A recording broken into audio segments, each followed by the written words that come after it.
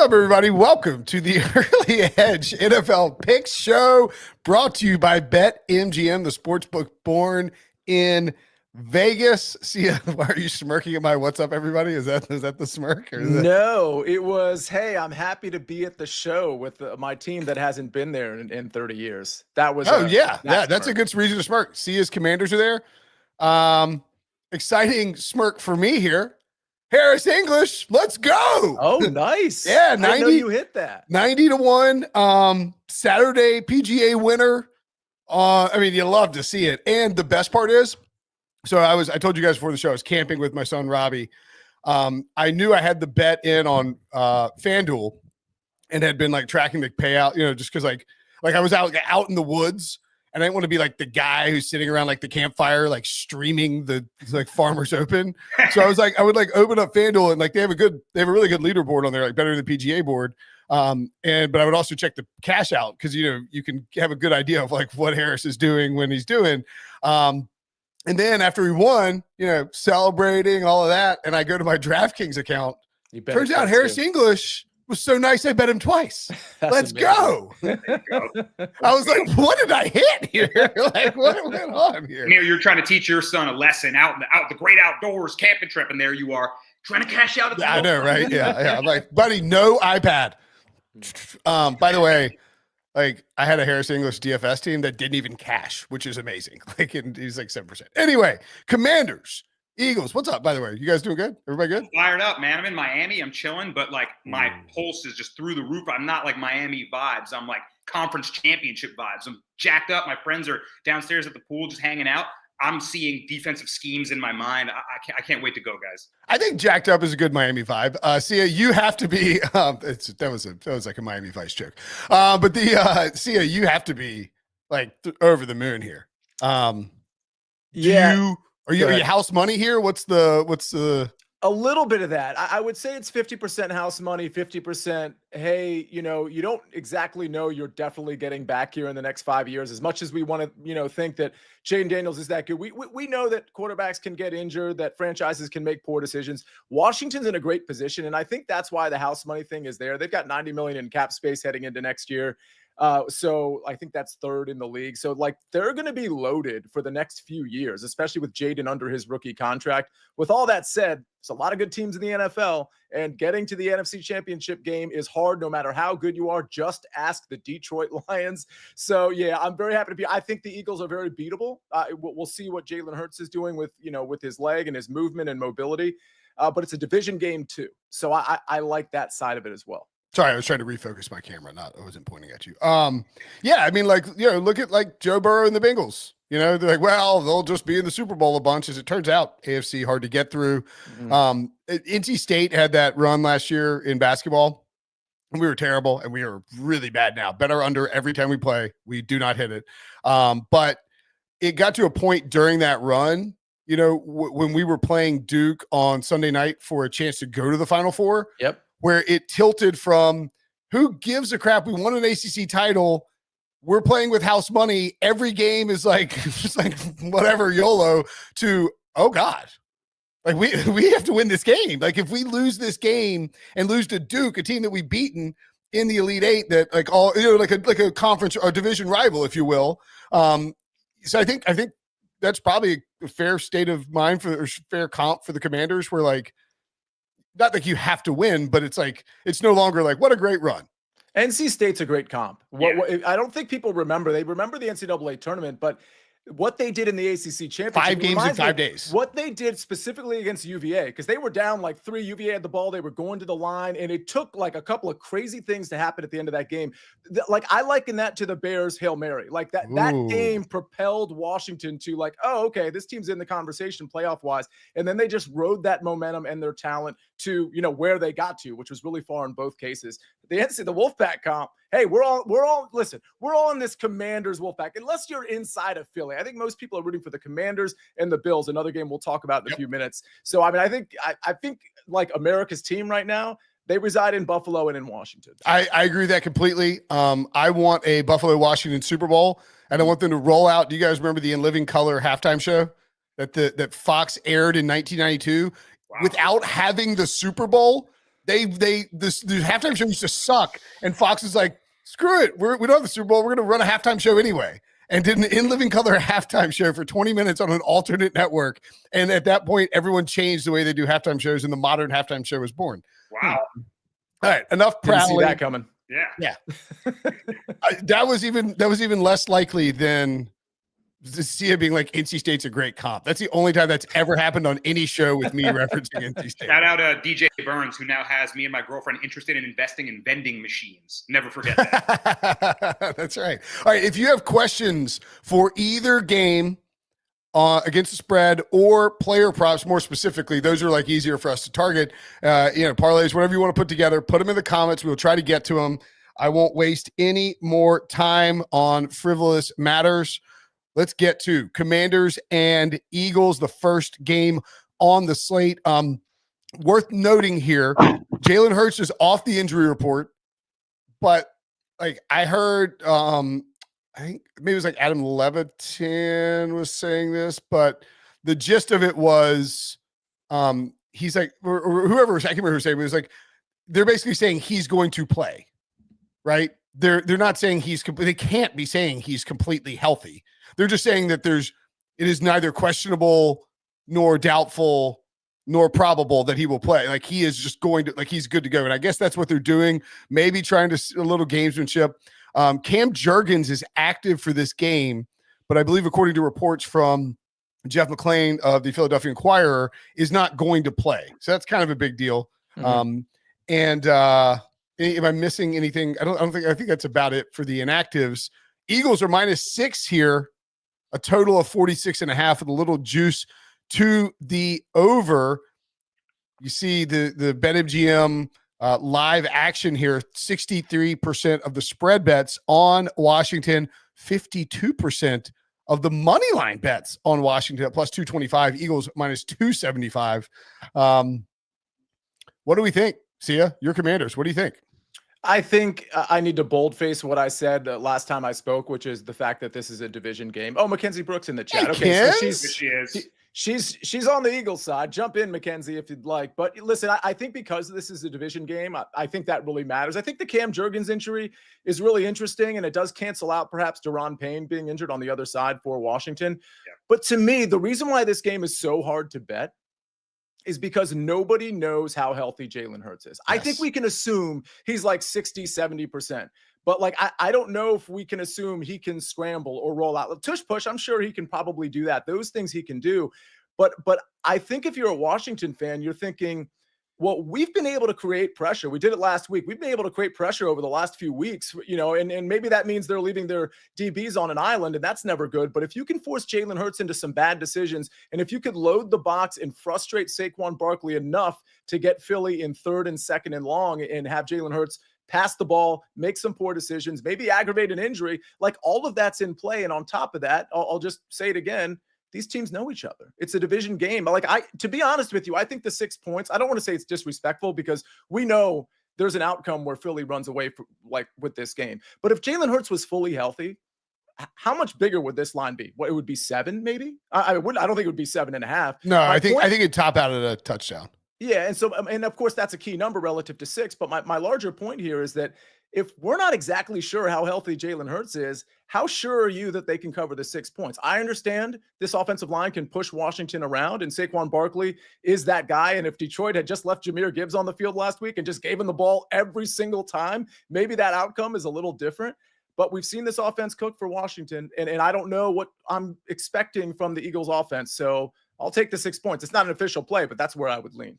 So I'm on the commies too. I mean, you can give me official play or whatever you want. I want to point out Steve Weish of NFL Media just tweeted Jalen Hurts warming up with his left knee braced and wrapped. So he's off the injury report, but he's wearing a brace and a wrap. He is still injured. You saw the injury. You saw it affected him. They did roll him out against Los Angeles kind of shortly afterwards, but he was clearly badly affected. And I think you do have to worry. Great job, Ben. You do have to worry about that just in terms of his mobility, what it does for opening up the rest of the run game.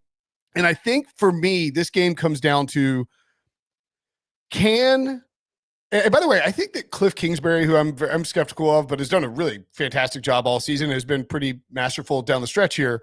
I think it's the combination of Dan Quinn and Cliff Kingsbury, and like Dan Quinn empowering him to be like, we're going to go for this on fourth down. And Cliff's not he's just calling the plays. I think that works a little better. If Washington can come out and be hyper aggressive on offense early, go for it on fourth, use Jaden Daniels' legs. We talked about this in the previous games, like get him out on the edge and let him throw downfield to De'Ami Browns, Olamide Zaccheaus, Terry McLaurin, whoever you want. Go like don't play with house money, but play like you have nothing to lose, get a lead and force Philly to throw a lot. I think Washington is in a great spot here. Conversely, if you take Commanders +6 and the Eagles jump out to a quick lead, oh, buddy, you are in trouble because they are going to feed Saquon Barkley, and he's going to get his at some point in time. But I'm on the commies. I think they'll be aggressive. I don't think Jaden Daniels is scared of anything. So I'll take the +6. Danny, you have a best bet on the total. I can't imagine the chat will be shocked to find out what it is. Hey, well, first, let me make some comments on the side because I love your back and forth. And a lot of the points you made were things I was going to address. I was in a bar last week in New York City where I'm from, and there was an appalling amount of Eagles fans in there that just kind of took over the Rams-Eagles game. But I was on Rams +7 and talking smack to all these Eagles fans, trying to rile them up a little bit, respectful smack. And I kept yelling at this guy, the Eagles are not the same team when they play from behind. That was my thing. I just kept being in his ear. They're not the same when they don't have the lead. And you're so right, Brinson. If Washington can get out to an early start, they can control the game more so than the Eagles just love to bleed the clock. They spend more time of possession than any team in the league. Ben, if you can, I would love if you can throw up those handle stats on the sportsbook, which side the money's on, because I think it's really indicative of just this public sentiment that flips really quickly, right? No one gave the Commanders a chance against the Lions. They were laying 9.5 to them. They beat them outright. They dropped 45 on them. Now you see 63% of the public bets on the Commanders to cover, and even more, 52% more people taking the public dog here. It gives me the heebie-jeebies a little bit. But like you said, Brinson, how do you and like Sia mentioned too, how do you handicap the Eagles not knowing the status of Jalen Hurts really? I think they'll wheel him out there on a peg leg. He's going to play this game. But if he retweaks that knee, if he gets hit hard in the head dealing with his first ever concussion this season, something can change, right? So I'm going to play the under 47.5. SportsLine members beat this total by a point when I put it out. It's down to 46.5. So obviously the market agrees with my sentiment. If you look at the last time these teams played, the final score is 36-33 and a really great comeback by the Commanders. But the box score does not really reflect how that game went. The Commanders had 14 points through 3 quarters until the Eagles took some defensive injuries. Jalen Hurts got his concussion earlier in that game, and they sort of just faltered and broke apart at the end, gave up 22 points in the fourth quarter. But you take a look at that matchup. Aside from the fourth quarter, their first matchup in Week 11, Terry McLaurin was held to 1 catch for 10 yards. They're able to take parts away, and Sia talked about it. This is the 3rd division rivalry meeting for a Vic Fangio defense. He thrives on time and sample size and more data. You're getting this matchup against Jaden Daniels, who could make me just eat all my words and make all of this not matter and just break all that. Cool trend. Cool stat, Danny. I'm Jaden Daniels. We'll see. But I like this 47.5. I like that we beat it by a point. And I like that everyone's going to probably play the over considering how high scoring the last Commanders game was. Ground heavy attack on both sides. Just everyone. Just a war in the trenches at the line of scrimmage. Bobby Wagner, Frankie Louvu, Jeremy Chin getting up there, just punching Saquon as hard as they can. And then the Eagles offensive line just moving piles. So I'm excited to see a classic like playoff war in the trenches. This is the football I love. And I think that makes this game go under 47.5. Worth noting, Cam Jurgens was snapping the ball to Kenny Pickett during pregame. Zach Berman of Philly Media up there and said that Landon Dickerson was snapping to Jalen Hurts. So he pointed out, seems to indicate that Jurgens will probably be emergency only. Let's get to player props. Danny, you have a tight end prop. Which, yes, I do. And also, Prasant Nadella, I'm not sure if you said you're mad in the chat. It says you're mad your Bucks couldn't get the job done. I'm just in Miami for the weekend. I'm a Giants fan. They couldn't get anything done at all. They barely started the season. But just to clarify, I'm not a Bucks fan. Got to clarify that. Jeff, I did finally get on the board. But we'll talk about first TD scores later. I like Dallas Goedert over 40.5 receiving yards. And we talked about A.J. Brown last week and is reading inner excellence self-help books on the sideline, trying to figure out why he's not involved in this game. I don't think that this downfield passing threat is something that the Commanders, I mean, of course, they've had a really difficult time this year in the secondary, but since adding Marshawn Lattimore, they've really improved this secondary. I don't think Jalen Hurts is really going to be able to hold the rock back there and sling it downfield for these bombs and deep shots to Devontae Smith and A.J. Brown. I think he's going to have to get the ball out of his hands quick, look for that middle of the field target between the hashes. That's Dallas Goedert. He's been the most productive part of this passing attack for the Eagles, and they got to keep going towards him. He was limited in practice this week with a little ankle injury, but like I said, these are such key pieces for the Eagle. They'll wheel him out on a peg leg. Dallas Goedert's going to get involved today. They got to use the pass game a little bit to set up their rush attack, right? So if anyone's the beneficiary of that, I think it's Goedert over the middle.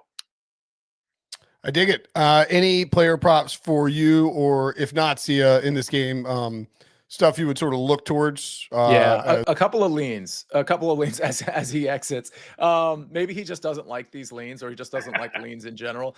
On a couple of other shows, I talked about 2 plays. One is A.J. Brown. So I don't know what to do with A.J. Brown, and it's partly because of, what's going on with Jalen Hurts. But I have noticed his yardage prop has gone from, like, earlier in the week, it was hovering around the low 60s, even 60.5, and I'm seeing it in the high 60s now. So clearly A.J. Brown is getting some attention. What I like for him as a lean is a first quarter 10+ receiving yards, meaning over 9.5. 10 would actually cash. This makes so much sense to me because we know that the Washington game plan early and often is going to be to stop Saquon Barkley. Those safeties are going to come into the box, and we know that there's going to be speculation. Hey, Jalen Hurts may not be able to throw, may not be able to do anything with his arm. Well, the one thing you're going to do early if you're the Eagles is make sure Washington knows that Jalen Hurts can throw the ball and potentially throw the ball downfield. And if you're going to throw the ball, it's first the primary receiver, the guy who's been crying for the football for 3 weeks.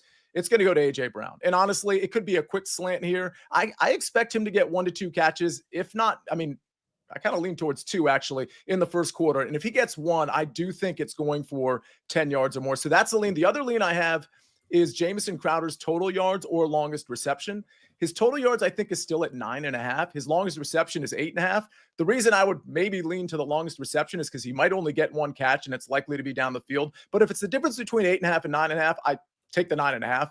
I think Jamison Crowder is going to get involved here. We've seen Olamide Zaccheaus take a back seat. We've seen Jamison Crowder do really well last time they played the Eagles, and he just seems to be a reliable target that Jaden Daniels goes to in high leverage situations. There'll be plenty of those this time around. So looking at it now, 7.5 is that the longest reception, or is that his total? It would be the longest reception, right? Yeah. So I kind of like the longest reception there on 8 yards. But again, if it's the difference between 7.5 and 9.5, you could go with the total receiving yards. But I think Jamison Crowder has a role. You'll hear more about that later. And also, Brinson, I just want to piggyback. I love Sia's angle on the A.J. Brown first quarter receiving yards because, yeah, he has been absent. But if they're going to make it a point and force feed their guy early on, they're going to look to just draw something up to him. And even if he gets faded out later in the game, doesn't hit his over receiving yards, they might very well make it a point to have him involved early. So I like first quarter, maybe more than full game. If anything, that's an interesting angle. Agree.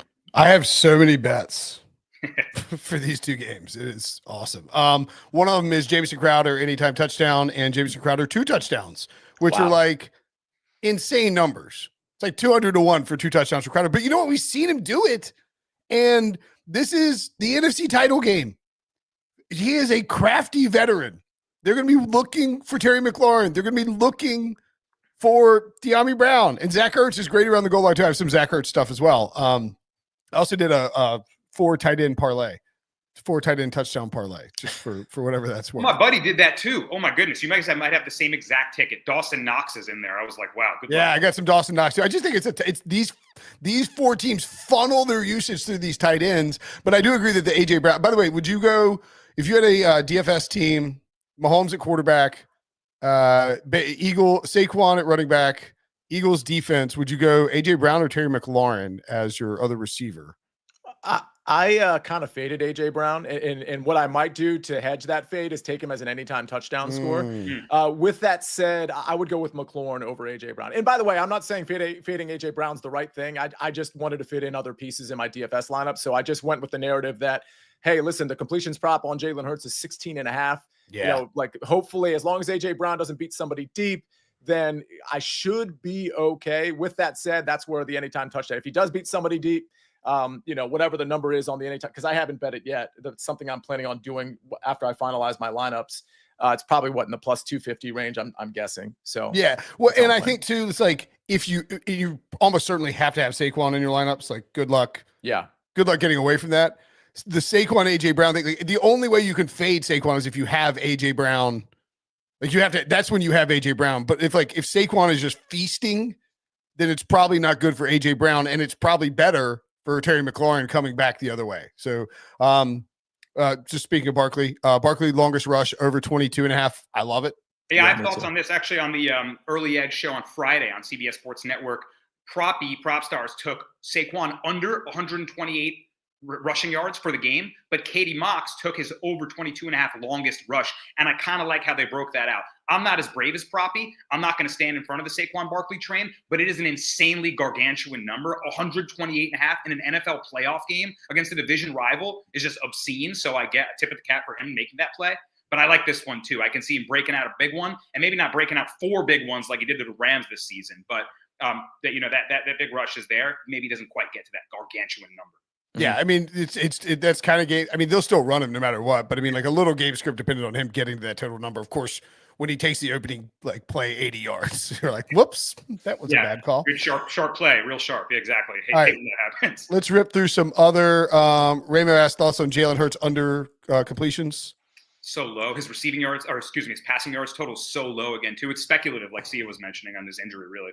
Yeah, I'm just avoiding everything in this game. I'm avoiding everything Jalen Hurts related. I liked it better last week when it was 17.5. And believe it or not, that is kind of a big difference. But there's even a more of an unknown this week than there was last week, which is why I'm just avoiding it. I think you could conceivably bet this live depending on who scores first.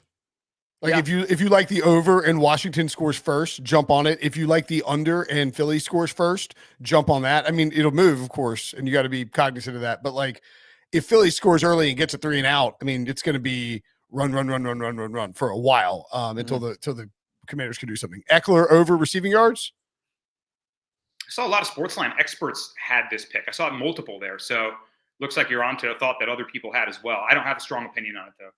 It's starting to get to a place where, it was like 19.5 the last couple of weeks. I think it's right now, like maybe in the 24.5 range. That's a lot. It is a lot. I mean, he can probably do it, but it's just not something I'm willing to bet.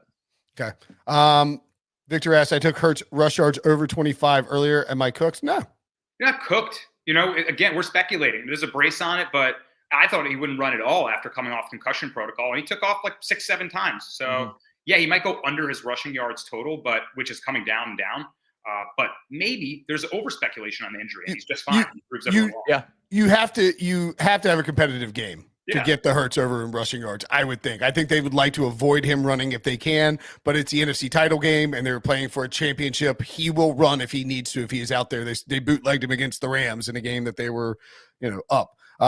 Danny loves Dallas Goedert over 39.5 receiving yards. I saw Ramo also asked about over 3.5 receptions. I didn't play that only because it was pretty chalky and juiced, but I love that too. Mm-hmm.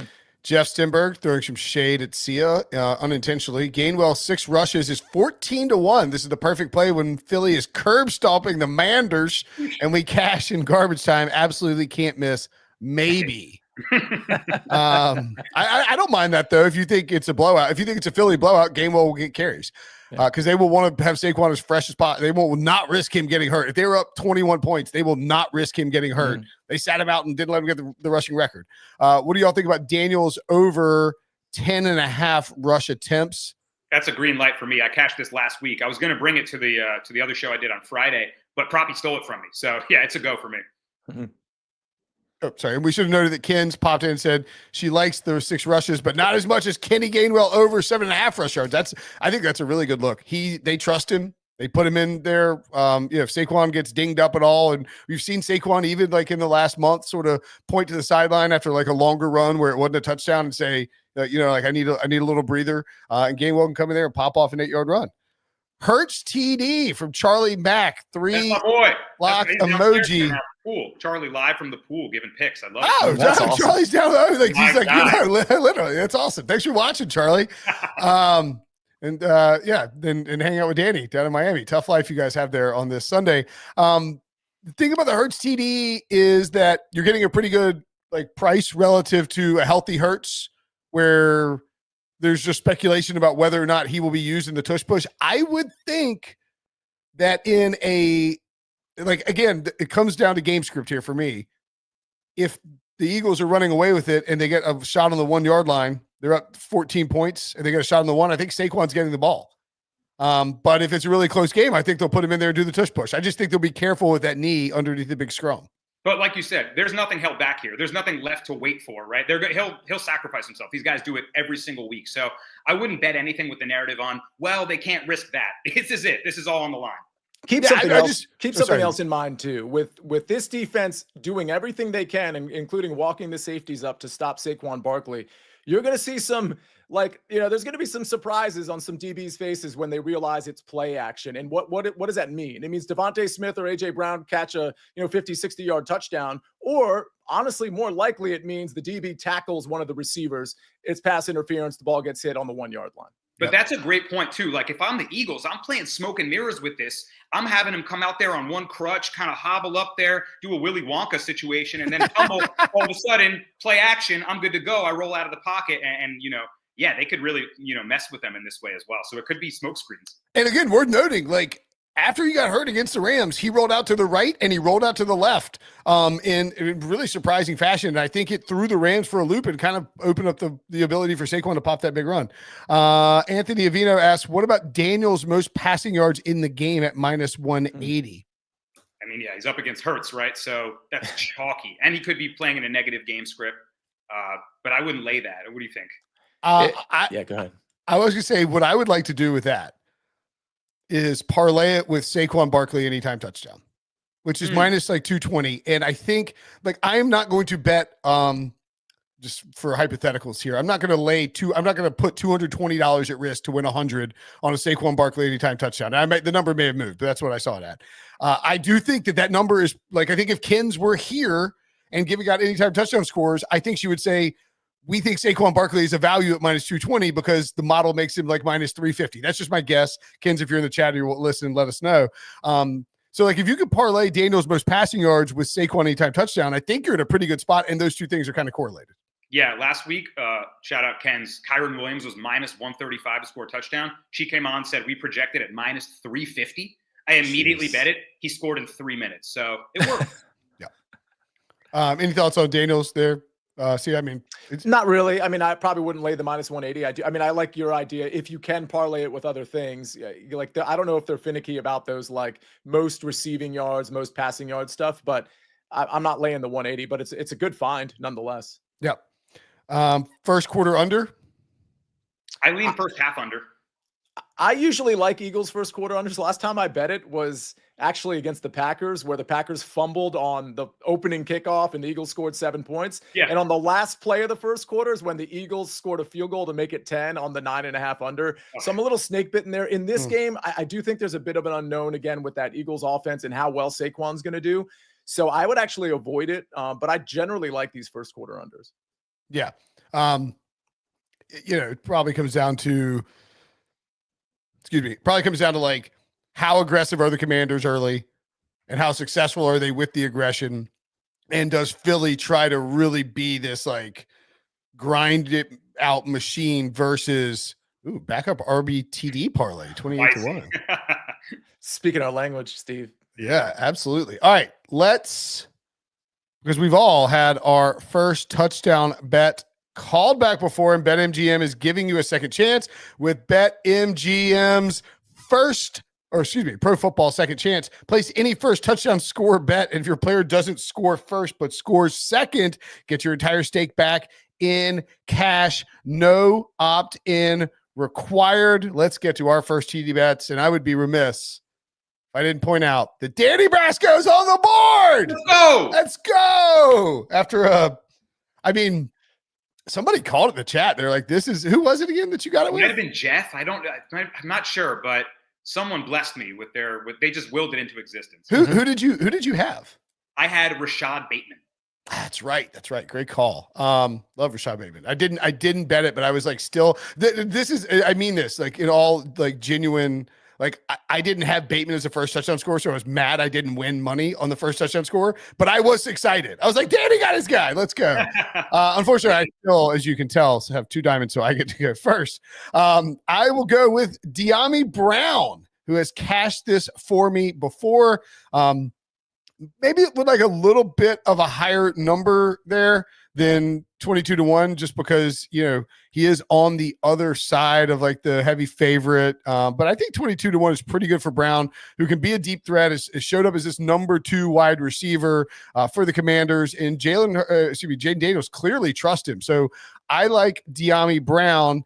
Sia, you're on the Commander side as well. Yeah, I'm going to go super speculative with Jamison Crowder, like we talked about before, but I do think he has the opportunity to be on the field a little bit more than people think, even early in the game. So 65-1 on who we know Jaden Daniels believes is a reliable receiver. Don't forget, against the Eagles last time, I think he scored 2 touchdowns, not just 1. So 65-1, he'll be on the field in high leverage situations. He's not the first read, he's not the second read, but we know Jaden Daniels likes to dance around and buy some time when he needs it. Enter Jamison Crowder. Danny, you're going on the Eagles side with a play I like a lot. I genuinely hope you're right as well, because I have some Dallas Goedert. Anyway, some Dallas Goedert touchdown stuff. Yeah, it's on the screen. I don't know why I'm acting like they can't see it. Well, first of all, it was Seymour in the chat who gave me the strength to hit that first TD bet on Bateman. So, Seymour, if you can bless us with another Dallas Goedert goodwill, I think we can get this one. I talked about it already why I like his over 40.5 receiving yards. He's gone over that line in 3 straight games. So he's going to be involved in this game. He's been one of the only efficient members of this Eagles pass attack. If Jalen Hurts' mobility is compromised and he's not rolling out of the pocket, he's going to look for the safety valve. So even more so in the red zone, most likely. So give me Dallas Goedert plus 1,700. I love it. All right. Let's get to our next game. I'm going to pat myself on the back very quickly. Not a terrible job of staying within the time constraints there by me for once. But we got 27 minutes to get through, get all these bets in for KC versus Buffalo. Josh Allen, Patrick Mahomes, 4.0. You're going to need a montage, as Kyle Brandt pointed out in the NFL and CBS. Pretty funny little bit he did with the Bills. Just a heavyweight battle on CBS. You can stream it on Paramount Plus if you're not around your television. Make sure you sign up there. The Chiefs have been a 2-point-ish favorite, despite what Andy Reid seemed to think for most of the week. Down to -1.5, but -115 at BetMGM, where 86% of the spread bets are taking the Chiefs minus the 1.5 points. That makes my ears sing, because I'm on the Buffalo Bills, my preseason Super Bowl pick, to Josh Allen to go into Arrowhead and get it done. James Cook pounding the football, running, and I'm going to take the +2. I like the money line, but I want the +2 in the event we get some shenanigans. I just think it's their time. I realize that's not like a statistical argument, but I think you can run against the Chiefs in this current edition of that defense, the way it's played late in the season. The Bills' offensive line is probably the most underrated position group in all of football. They've been fantastic all year long, clearing holes for James Cook. Josh Allen runs more against any team. When the Chiefs in the playoffs is what I'm trying to say. He runs his yardage totals against Steve Spagnuolo's defenses in the playoffs are the highest of any split against any team. And so I just think they're going to find a way to get it done and eat up clock, force Patrick Mahomes to be perfect on every drive, and for somehow the Warlock doesn't show up, and we get a Pistons Bulls type of thing for the Buffalo Bills. Danny, you were on not my side. Yeah, at this point, it's pretty simple for me. I'm done betting against dark magic and witchcraftery. You called him a warlock. I stood in front of that wizard in the Super Bowl against the San Francisco 49ers. And I thought to myself, how could the sports books make Patrick Mahomes and the Kansas City Chiefs in the most publicly bet, most viewed game of the year, the underdogs? How much money is that going to attract? And I thought the sharp play was on the 49ers. So did a lot of sharp bettors. You saw $500,000 bets, $1 million bets coming in on the Niners. And they achieved that dual-sided action that I talk about all the time. And there you go, the public dog Chiefs win. Brinson, you did mention that the money is heavily on the Chiefs spread, but 58% of the bets were on the Bills money line as well. And I think Bills Mafia as home dogs is going to hammer their guys. I just can't get to it. You can make all the points for Josh Allen. He's having an incredible season. And for so long, the Chiefs have felt like, man, they're going to get knocked off this year. Down goes Rashee Rice. Down goes Isaiah Pacheco. This offensive line is not holding up. This defense is sputtering and sort of having a lacking year. Trent McDuffie, numbers are down. Here they are. I mean, they went 15-2, and here they are again against their rivals who just lost to them by a coin toss last year. Despite all that, Josh Allen 4-1 against Patrick Mahomes in the regular season. He's 0-3 straight up and against the spread in the postseason. I feel like, Brinson, this 1.5, we're going to see hijinks. I think that the Bills probably lose by 1, and that +2 covers. Maybe a missed extra point from Tyler Bass. The Chiefs are driving downfield late, and Butker hits the game-winning field goal to go up by 1, down 2 late.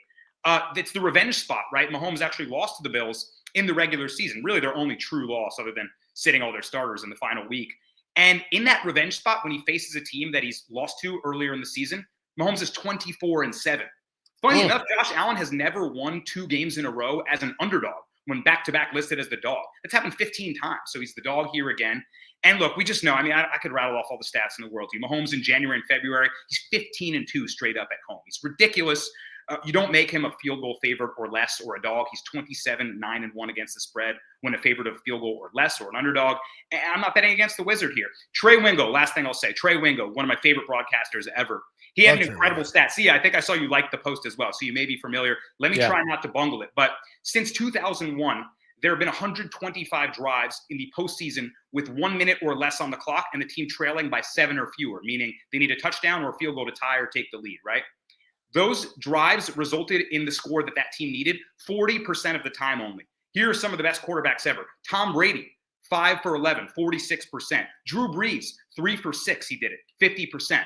The best ever, Patrick Mahomes, 7-0 with a minute or less to go down. He's never not come back. I'm not betting against that. Yeah, that is an amazing stat. It really is. We rest our case.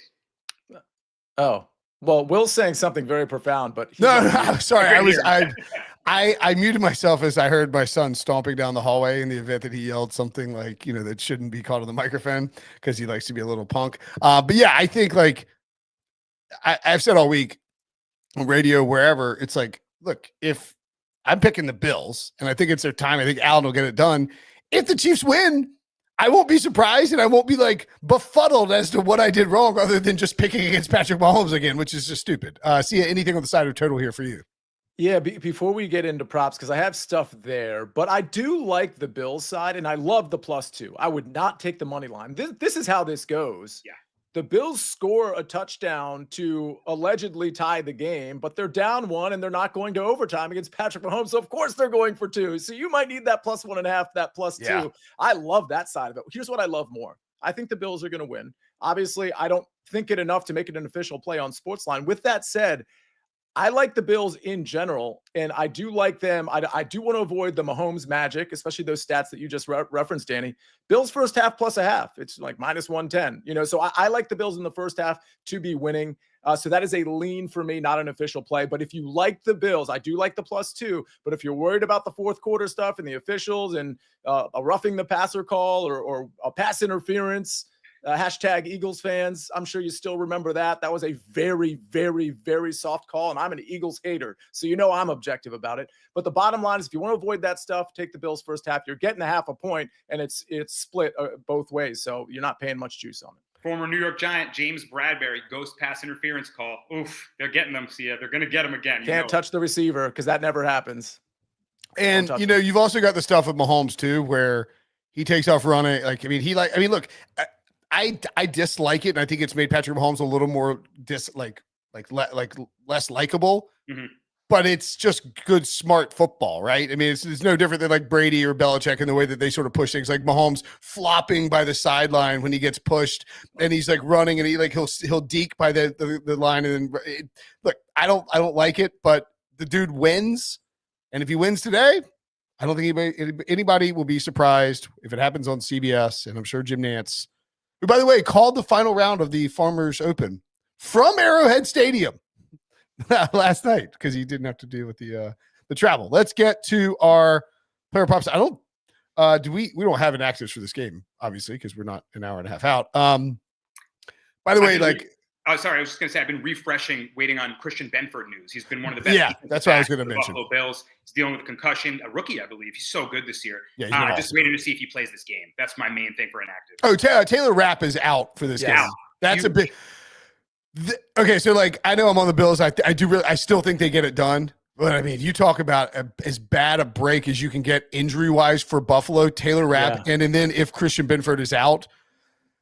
The Chiefs are going to throw 70% of the time, and Mahomes is going to have some success. If they hold up, that offensive line holds up, Buffalo is going to have to score plenty. Yes, that's actually something I failed to mention when I was talking about the Chiefs. Right now, out of the remaining defenses left in the playoffs, the Bills are the worst. The Commanders actually grade higher. Their secondary has been a leaky faucet recently, and the ragtag bunch of Rasul Douglas and Taron Johnson and Taylor Rapp, they played really well this season. But in the second half, and especially down the stretch, it's starting to really falter and show up. You can only ask so much of those guys who've done a good job, but it's starting to show in the playoffs now. And I worry about, that back end of the defense without Taylor Rapp. Yep.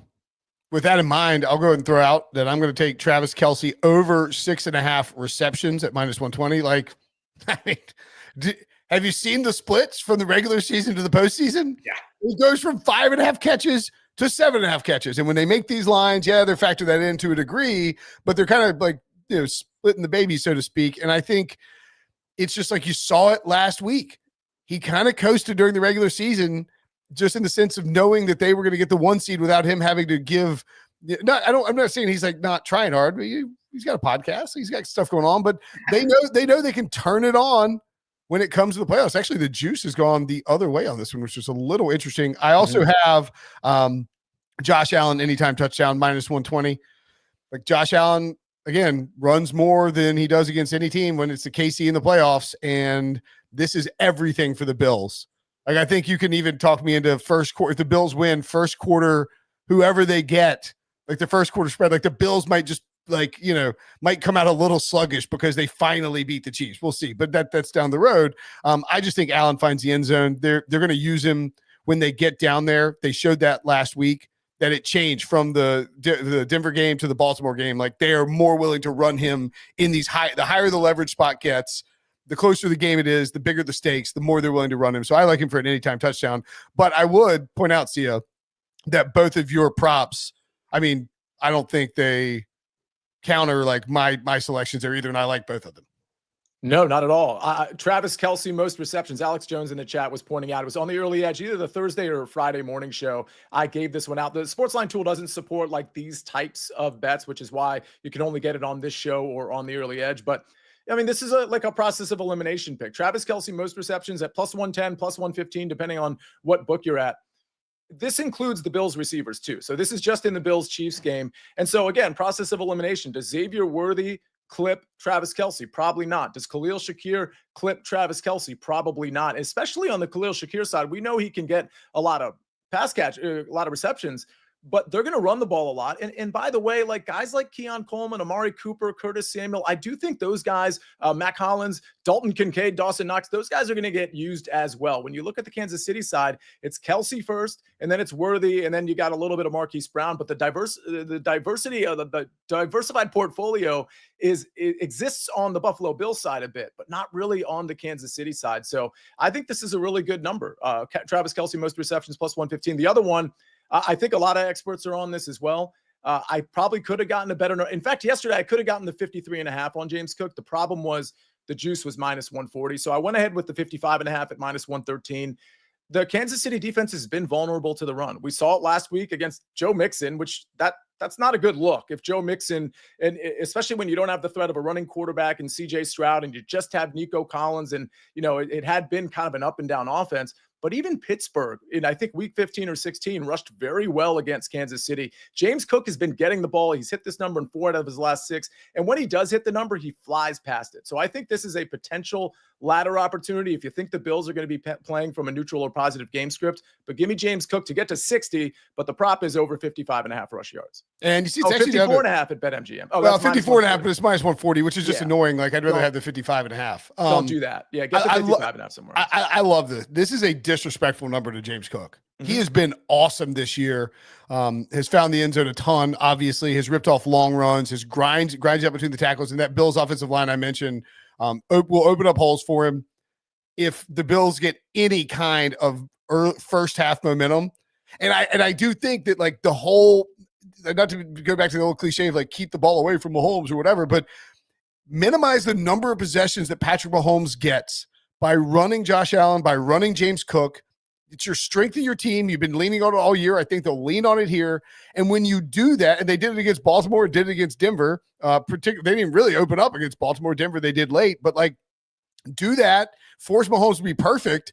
And if James Cook's going to get 4 yards a carry, so, I mean, you really, what do you need? What's the math there? What do you need, like 14 carries? Yeah, you need 14 carries at 4 yards per carry, and it gets you just over the 55.5.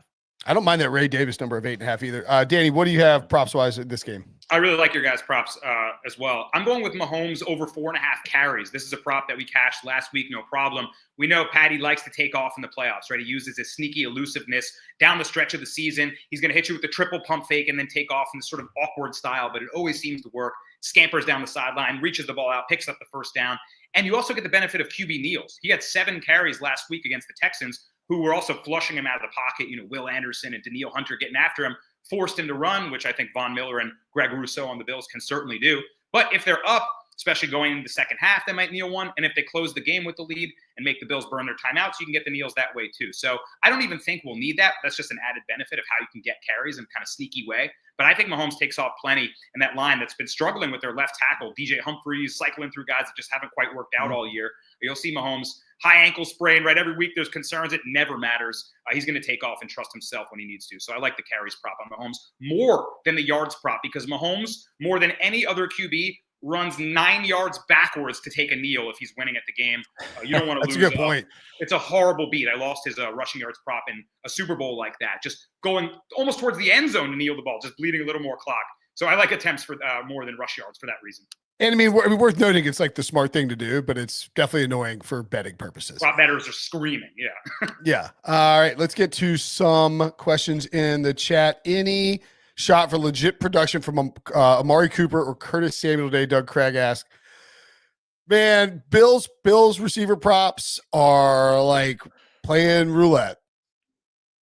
Yeah, I saw someone ask about Amari Cooper too, and he's just been. Sia and I were reminiscing on that one play where Keon Coleman told him what the route was, and that was his one shining moment for the Bills. So I'm stay away for Cooper, but yeah, Sia was going to talk about Samuel. Well, I mean, I think Curtis Samuel's very interesting with overs in particular. It's very speculative, obviously, but I do think they trust, and I think they do when when Joe Brady's going to get creative on offense, I do think Curtis Samuel enters into that conversation.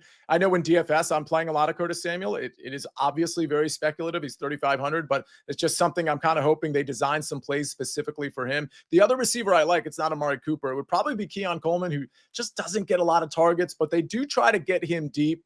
And I could see a scenario where he catches a couple of balls down the field, maybe one for a touchdown.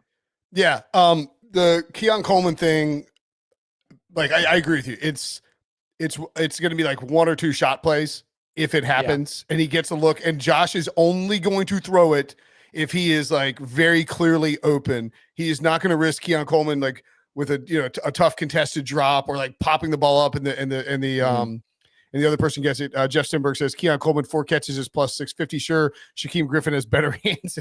Oh my God, unreal, Jeff. Unreal. But, all right, that is a cruel fastball from Jeff right there. Jeff is just unhinged today. But I'm liking the Curtis Samuel angle, just seeing in my mind's eye, like if they're going punch for punch, which by the way, the total keeps climbing. It does.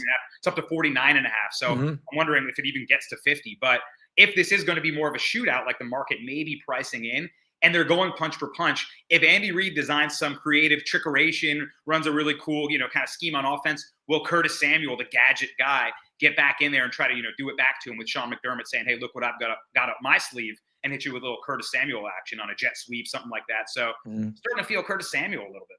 Yeah, I mean, DFS, you could also talk me into like just loading up on this game and seeing the other game go under, and this turns into a shootout. Yes, exactly. With those Bills injuries on defense. Okay, let's see.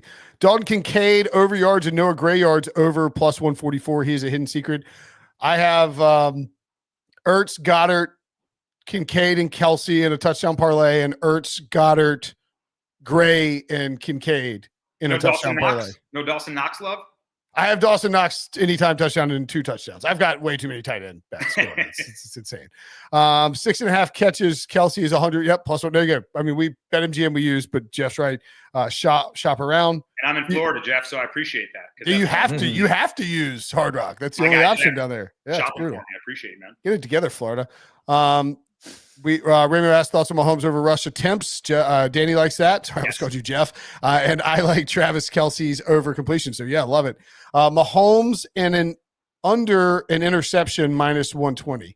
This is tight. I got a stat for you guys. Against the Buffalo Bills, in the last 5 games these teams have met, Mahomes with a clean pocket, 6 touchdowns, 0 interceptions. Mahomes under pressure, 5 touchdowns, 5 interceptions. The Bills have forced turnovers against him. So all depends if they're getting pressure to the QB. I'm going to stay away, but I think the line is right at -120. I think it's sort of close to a 50-50 wager. The other problem with that is that they're going to pass the ball a ton. His pass attempts line is 36.5. His completions line is 24.5. So the more you're putting the ball in the air, obviously, the more likelihood you have to throw an interception. 24.5 is a huge number. That is a huge completions prop number. You just don't see that. Yeah, it's a big number. Okay. Josh Allen touchdown. Yep. Like that. Amari Cooper's line at 1 is insane. It is, but I mean, like they're going to run the football a ton or try to, and they're just going to use guys they trust. It's also like the ghost of Amari Cooper. He's just not himself right now. Yeah. I'm on teaser from Kylie Reynolds. I'm on KC +4.5 with Eagles over 40.5. I don't think you're supposed to tease totals.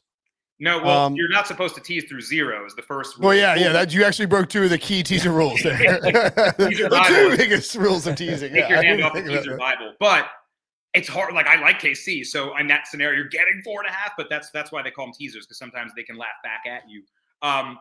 Typical rule of thumb, though, my friend, don't tease through 0, because that 0 is the point you're using, and that's why you tease, because you use all 6 of those points. Like, I think it's pretty unlikely that Kansas City beats the Bills by 10 points. If we're being honest.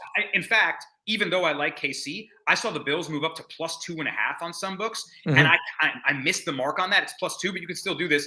I would tease the Bills up to +8.5, and maybe tease the Eagles down to a pick 'em if you like the Eagles. Bills +8.5, Eagles pick 'em. That feels like the best teaser opportunity on the board if you can still find 2.5s for Buffalo out there. I would agree with that. Worthy over 50.5 receiving yards, lined up at 47.5. I think Xavier Worthy will be the focal point of this offense. Outside of Travis Kelce, obviously, they'll run some. It's gonna be a pass heavy. I think with the injuries in the secondary, they will pass the ball a bunch. It'll be Kelce. I think Noah Gray will get mixed in, but Xavier Worthy gets a ton of gadget plays. I like his receptions at 5. His receptions is 5.5. That's a lot. If you want a ladder, I don't love this ladder because the line is already, I mean, his receiving yards prop is already a little too high, but Hollywood Brown, I could see, because I like Worthy too, by the way, but I could see Hollywood Brown catching a few balls in 1 deep. They just haven't been able to use him. And it would be so Kansas City, it would be so Andy Reid to be like, this is the Hollywood Brown game. And he banks 90 yards. So that is a ladder to consider. And to your point, I think Mecole Hardman is on the injury report for this game. He's that kind of guy who might do that. Insert Hollywood Brown in his place. I like it, man. Ladder Sia. Yeah, and look, Hollywood Brown, remember, I mean, he got injured and was going to miss the whole season, then came back. And so, like, you can't expect him to just exactly. We didn't think he'd come back. So this could be the spot for that. All right. As we mentioned, we've all had our first touchdown bet called back. I'm not going to read the promo again. Instead, I'm going to the game starts in like 5 minutes. I'm so excited. Get your first touchdown score bets in, everybody. Get your DFS lineups done. And we're going to give you our first touchdown score bets. We go to, you know what? We'll go reverse. I don't recall doing a double like this. And I'm petrified because I think I forgot to give Ben my pick for first touchdown score in this game. I will just tell you that I think, it's like when you don't know what you want to order at a restaurant. You're like, yeah, pretty much. Just completely froze up. You know what? I think that, that's my bad, Ben. Well, why don't you just go to one of us first? Why don't one of y'all go? He's like, no, Rule is I've got two. I've got two. I've got two. I like the Bills. I mentioned my lean on the Bills first half plus a half. So I kind of want to pick them to score first. I'm going to go with the most reliable receiving target for Josh Allen. Yeah, of course, Josh Allen or James Cook are the most likely guys on that side of the ball. The other guy in the middle of the field, most likely, who's going to find a hole is Khalil Shakir. Plus 1,500 is actually a pretty good look, in my opinion. So that's who I'm going with, Khalil Shakir plus 1,500. All right, Danny, what do you have? Well, Josh Ben, I'm all over the place. Now I'm so flustered. I've been furiously edits that. I like the Shakir pick, Sia. He's been the best receiver on the Bills all season. I'm going to go with Kareem Hunt, who all of a sudden is that trusted veteran who seems to be getting a little more action here and there and having more success than Isaiah Pacheco in a lot of spots. So Pacheco, of course, came back from that injury, broken fibula, came back way ahead of schedule, just still an explosive, hard downfield runner. But Kareem Hunt has been here, right? He's won Super Bowls with this team, and I think that they trust him in the red zone. So I think he's more likely to get that early look for a TD. I'm going to go with him at plus 1,100. I like Kareem Hunt for like DFS purposes and betting purposes and props and everything a lot better than Isaiah Pacheco. I think they've shown their hand with that. We thought they might change it up once the playoffs got here. Kareem Hunt does what they need him to do on offense. Yeah. I was sort of waffling on this. Like I've been burnt by this guy, Dalton Kincaid, so much this season. He's due. It's time. It's the Bills' time. It's Dalton Kincaid's time. And you get him at 22-1. It's a great number, too, at BetMGM. I saw it like 17-1 elsewhere. Kincaid, I just think the Bills, I could see the Bills, if they win the coin toss, saying, give us the rock, we want to go score, as much as you might like to defer. And maybe I'm wrong, and they defer because they want the ball second half of Arrowhead, and you get the chance to score back-to-backs. I guess either one wouldn't surprise me, but I think they want to make a statement, and I like the Bills' defense to figure out a way to stop the Chiefs early, get the first score, give me Dalton Kincaid. But, yeah, I like all three of these, and we'll probably be playing these later. All right, let's recap our bets. He said, furiously entering. This is such good work by Ben. Fantastic stuff. Wow. On the graphic. I wish I looked that professional all the time. Sia, you look like you're like ready for an Apple TV Plus, have you watched is it Innocent, or what's the show with Gyllenhaal? You haven't seen that show? I know what you're talking about. Presumed Innocent? Yeah, Presumed Innocent. This is a compliment, Sia. You look like I would hire you to represent me with that headshot. Anyway, Will, you want to be my agent? Yeah, right. Yeah, sure. Yeah. All right. Yeah, let's Is do this it. the recap screen or my LinkedIn profile? I'm on the Bills +2, Josh Allen anytime touchdown, Travis Kelce over 6.5 receptions. I like the Commanders as well. Sia on Travis Kelce most receptions in at +115. Also, James Cook over 55.5 rush yards. Danny on the Chiefs money line. Commanders, Eagles under. Dallas Goedert over 40.5 receiving yards, and Patrick Mahomes over 4.5 carries. All right. That will do it for us. Great stuff, guys. 2 games. Nailed it inside the hour. Excellent football about to kick off. For Sia, for Danny, I'm Brinson. Thanks for watching. Thanks for listening. Enjoy the game. Go Commanders. Go Commanders. Go Commanders.